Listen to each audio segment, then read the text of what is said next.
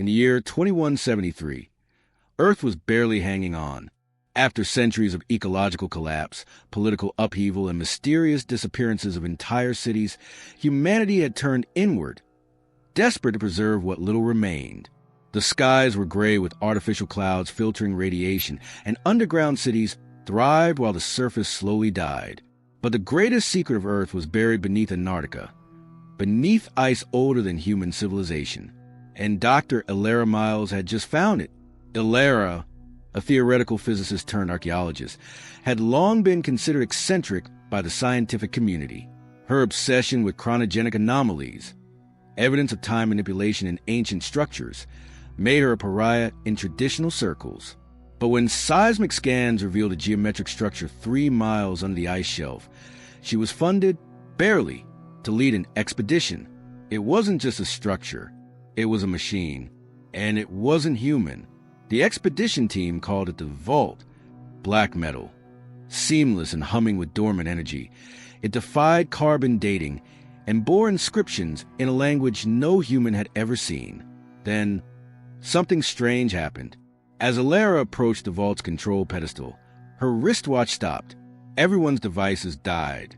And for a brief second, they all heard something, like a whisper, inside their minds. "We are you." Ilara froze. The words were clear, felt, not heard. Later, after isolating a fragment of the Vault's code through neural pattern scanning, Ilara unlocked a function buried deep inside, a time portal, a controlled rift through which memories could be projected into the past or future. Except the Vault didn't just project data. It remembered. What if this was built by us? She whispered to herself. But the deeper she dove, the stranger became. The Vault contained a timeline of human history, but not the one they knew. A branching path showed a civilization that once achieved unity, global peace, and infinite energy, only to be destroyed by their own creators. Or rather, by those who created humans. They weren't gods. They were aliens. Ilara's hands trembled as she watched the timeline projection play out like a cosmic documentary. The human genome had been manipulated millennia ago by an alien race seeking to build a resonant species, one that could inherit the burden of time travel, to act as guardians of temporal stability across galaxies. But something had gone wrong. The aliens vanished. Humanity forgot. And now, with the Vault awakening, something else was coming back. Suddenly, the Vault's hum intensified. The team's instruments began to spike. Lights flashed erratically. The timeline was no longer static. A new event appeared. Intervention detected. Chrono-event branching. A holographic map unfolded, one that showed a single critical decision point. If Ilara entered the portal, she could travel to the past, to a moment where the truth had been buried. But going back could risk the stability of all timelines. Her assistant, Jonah, stared at her. "You're not actually considering this, are you? I have to know. If they created us, why did they abandon us?" Ilara stepped onto the platform. The Vault pulsed. The whisper returned. "Your truth awaits before the forgetting." And with that, she vanished into time. Ilara landed on a vast green plain beneath a lavender sky, the air rich with oxygen and electricity. Birds she couldn't name flew overhead, their wings iridescent. The planet, Earth, but not her Earth, was teeming with life. It was beautiful. She looked down. Her clothing had changed, replaced by a seamless, glowing bodysuit. Around her wrist was a device she hadn't worn before. It pulsed softly, as if syncing with her heartbeat. Then a voice echoed inside her head. "You have arrived. Timeline, primary seed. Approximate year, 12,400 BCE. Suddenly, figures emerged, tall, humanoid, yet not quite human. Their skin shimmered like liquid crystal, eyes vast and star-like. No mouths moved, but she heard them clearly in her mind. "You are the Echo, the final seeker." Ilara stepped back instinctively. What are you?" The tallest among them tilted its head, as if smiling. "We are the architects. You call us aliens, but in truth, we are your ancestors." She tried to breathe, but couldn't. "You made us. We guided your spark, designed your genome to carry memory not just through blood, but through time. Illyra's mind reeled. But why? Why build us just to abandon us? The architect's tone grew somber. We did not abandon you. We fled.